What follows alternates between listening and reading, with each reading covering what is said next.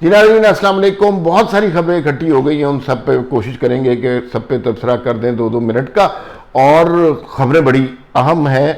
और सबसे पहले बात करते हैं इमरान खान की। इमरान खान ने जेल से अपने वकील उमैर नियाजी और सलमान सफदर के ज़रिए कुछ पैगामात भिजवाए हैं।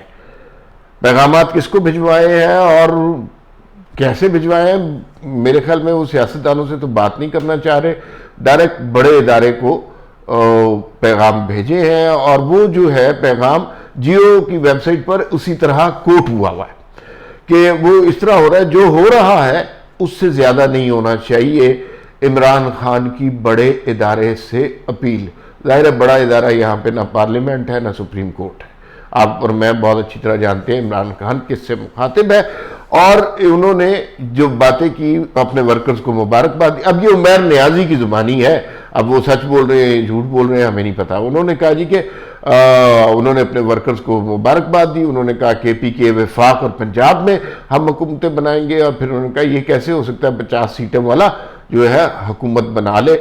और फिर उन्होंने कुछ इस्तदासी की बड़े इदारे से और उन्होंने कहा जो कुछ हमारे साथ हो चुका है वो काफ़ी है, अब मज़ीद जुल्म सितम बर्दाश्त नहीं किया जाएगा। फिर उन्होंने कहा कि जिन इलाकों में धांधली हुई है वहाँ के वर्कर पुरअमन एहतजाज करें। यानी 9 मई की तैयारी एक और है, अब पता नहीं ये पुरअमन कितना रहता है। और फिर उन्होंने एक तरह से धमकी भी दी इस्टेब्लिशमेंट को। उन्होंने कहा कि पाकिस्तान को बंद गली में ना लेके जाएं वरना इसके नताइज खतरनाक होंगे। कहीं ना कहीं इमरान खान को समझौता करना पड़ेगा वरना ये गाड़ी आगे नहीं चलेगी। इमरान खान साहब के पास वक्त बहुत कम है।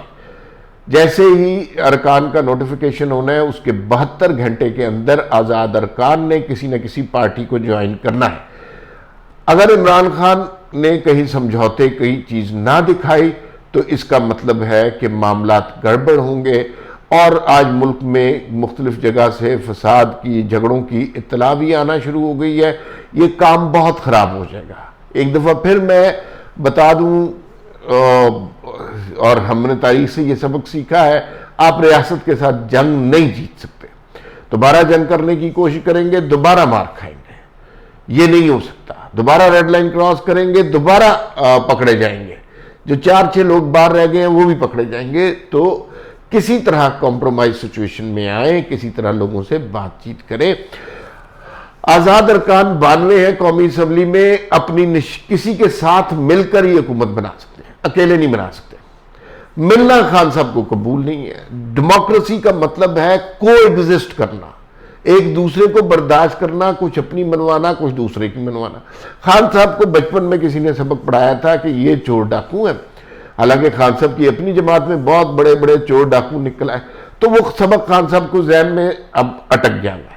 और खान साहब अब किसी से समझौता करने को तैयार नहीं। अगर नहीं करेंगे ये अपॉर्चुनिटी लूज करेंगे। खान साहब के पास ये लास्ट अपॉर्चुनिटी है, इसके बाद अपॉर्चुनिटी नहीं है। ये 92 अरकान हाथ से निकल गए, हुकूमत फॉर्म हो गई, फिर खान साहब सड़ेंगे जेल में, कोई उनकी बात सुनने को तैयार नहीं होगा।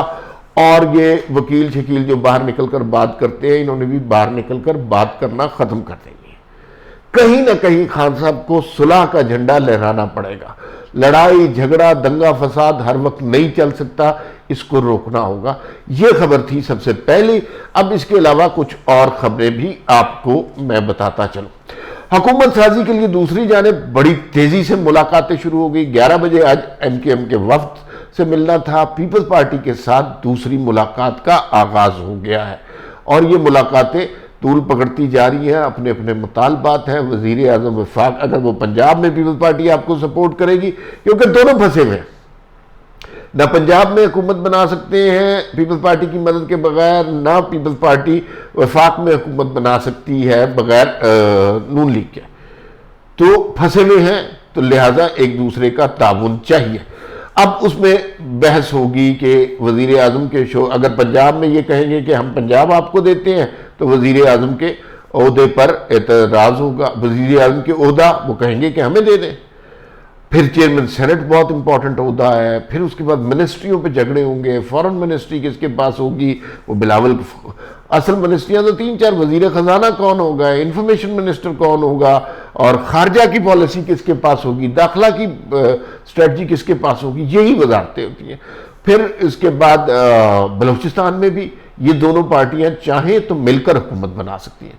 यानी ये 3 सूबे जो हैं, ये 3 इलाके, सिंध में पीपल्स पार्टी अपने तौर पे बना सकती है, केपीके में कोई बंदा पीटीआई के मैंडेट को नहीं पहुंच सकता, पहुंचना चाहिए भी नहीं, वो वहां पे उनको लोगों ने मैंडेट दिया है, उन्हें वहां पर हुकूमत बनानी चाहिए। लेकिन बाकी 3 जगह ये कोशिश कर सकते हैं और आगे देखते हैं कि फिर क्या बनता है। लेकिन कोशिशें जारी हैं, अभी लेन देन और ये वो असल सूरत हाल, ये जरदारी साहब जब लाहौर आकर बैठेंगे तो पता चलेगा कि इन आज़ाद अरकान में से कौन सी जमात कितने अपने साथ मिलाने में कामयाब हुई है, उससे फैसला होगा।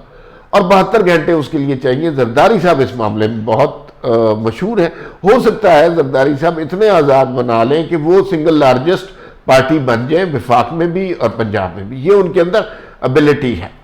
अब कुछ लोग ये भी कह रहे हैं कि पंजाब में सपोर्ट करने के लिए विफाक में उन्होंने कहा जी बिलावल भुट्टो वजीर आजम होंगे। इलेक्शन से पहले कोई शख्स ये उम्मीद नहीं कर रहा था कि बिलावल भुट्टो वजीर आजम होंगे, लेकिन अब सूरत हाल बनती नजर आ रही है। और अगर पंजाब में सपोर्ट चाहिए, पंजाब में हुकूमत बनानी है, तो फिर इन्हें पीपल्स पार्टी को सपोर्ट करना चाहिए। अगर इस वक्त तहरीक इंसाफ अक्लमंदी करे, पॉलिटिकली समझदारी का सबूत दे, तो तहरीक इंसाफ इस वक्त आसिफ जरदारी से मुलाकात करे।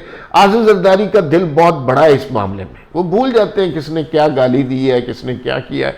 और जो है फिर उसके बाद वो उनसे मुलाकात करें, क्योंकि अगर पीटीआई और पीपल्स पार्टी मिलकर चाहें तो पंजाब में भी, पंजाब में तो शायद नहीं, लेकिन विफाक में और हुकूमत बना सकते हैं। ये बहुत इंपॉर्टेंट चीज होगी। तो लेकिन इसके लिए खान साहब को दूसरों की अहमियत को समझना पड़ेगा, वो नहीं समझेंगे और ये गोल्डन अपॉर्चुनिटी गंवा देंगे। मैं आपको बार बार ये कह रहा हूं, ये 72 घंटे गुजर गए, फिर खान साहब के पास ये अपॉर्चुनिटी नहीं रहेगी। 5 साल यही लोग रहेंगे, क्योंकि वो 72 घंटे के बाद जो जिस पार्टी में शामिल हो जाएगा वो दूसरी पार्टी में नहीं जा सकता। तो हो सकता है कि वो कोई इत्तेहाद की जाने बढ़े। अदरवाइज पीपल्स पार्टी डिमांड कर रही है कि वजीर आजम हमारा होगा। वजीर आजम की पोस्ट होती है, उसके साथ चलना चलाना, बाकी असल में फेस वही होता है गवर्नमेंट का, तो वो इम्पॉर्टेंट होता है। तो देखते हैं कि उसमें किस हद तक बात मानी जा सकती है। दूसरी बात यह है कि इलेक्शन में पीटीआई धांधली के इल्ज़ाम लगा रही है और बड़े पैमाने पर धांधली के इल्ज़ाम लगा रही है। पहले नवाज शरीफ के फतह को चैलेंज किया गया, फिर उसके बाद मरीम नवाज की फतह को चैलेंज किया गया और अब हमजा शहबाज की भी फतह को चैलेंज कर लिया है। ये केसेस अब कोर्टों में पेश होंगे, अदालतों में जाएंगे और अदालतों में जाकर फिर इनके कोई फैसले होंगे। लेकिन अदालतें भी हमारे यहाँ अजीबो गरीब किस्म की हैं, वो हालात का रुख देखती हैं। किसी स्टेज पर अगर वो कहें कि इनकी शिकस्त फतह दुरुस्त नहीं थी, ख़ास तौर पे नवाज शरीफ साहब के हवाले से जो खदशात हैं वो बड़े अजीब से हैं, क्योंकि टोटल वोट शायद इतने बन रहे हैं जितने टोटल उस हल्के के वोट हैं। तो यास्मीन राशिद और नवाज शरीफ के मिला के और नवाज शरीफ की बर्तरी को बहुत बड़ा कर दिया गया। तो उस पर यकीनन वो तो सॉलिड डॉक्यूमेंट्री एविडेंस होगी ना, उसके ऊपर एतराज उठेगा। मरीम नवाज के, हालांकि मरीम नवाज ने अपने हल्के की कैंपेन बड़ी स्ट्रांग की है, बड़ी अच्छी कैंपेन की थी, डोर टू डोर कैंपेन की, लेकिन उस पर भी सवाल हो गया। और ये फिर रियासत के और इदारों के मिजाज पर होता है कि उस वक्त कौन जज होता है, क्या फैसले होते हैं। एक ज़माना ऐसा भी हमने देखा था कि जब बेटे से ना तनख्वाह लेने पर वजीर आजम को उड़ाकर फेंक दिया था, तो ये तो अदालती फैसले हैं। ये हल्के अगर चैलेंज हो गए और उस ज़माने में वही माहौल हुआ तो फिर तो सूरत हाल मुख्तलिफ हो जाएगी। तो बहरहाल अभी जो है ना बड़ी कॉम्प्लिकेटेड सिचुएशन है, क्लियर नहीं है, 5-7 दिन तक वाज़ेह होगी। लेकिन जो लोग नून लीग से ताल्लुक़ रखते हैं वो कहते हैं कि जी जो लोग ये कह रहे हैं कि नून लीग को हुकूमत नहीं बनानी चाहिए या अरकान नहीं लेने चाहिए, पीपल्स पार्टी को इस तरह नहीं ये नहीं होगा, ये नहीं होना चाहिए। जमहूरियत में ये होता है कि 2 बंदे वज़ीर आज़म के लिए खड़े होते हैं, जिसके साथ जितने मेंबर्स हो उतने होते हैं, और इसमें कोशिश करने में कोई हर्ज नहीं होता। ये डेमोक्रेसी का हिस्सा है, जमहूरियत का हिस्सा है। और जिसमें फिर दूसरा ये है कि हमें इमरान खान की तरफ से एक डर है, एक फाशिज्म का, कि दुनिया में जितने बाकी लोग हैं, सहाफ़ी हैं, वकील हैं, मीडिया वाले हैं, सियासतदान हैं, पार्लियामेंटेरियंस हैं, जो बाकी सारे हैं, उनको मार दो। तो ये, और वो रियासत भी इस हवाले से भी कि फलां जनरल पसंद है, फलां जनरल नहीं पसंद, तो ये रियासत भी इस हवाले से ज़रा वॉन्ड रहेगी और इमरान खान साहब को उस मनसब पर नहीं बिठाने लगी जहां पर वो सारे फैसले कर सके।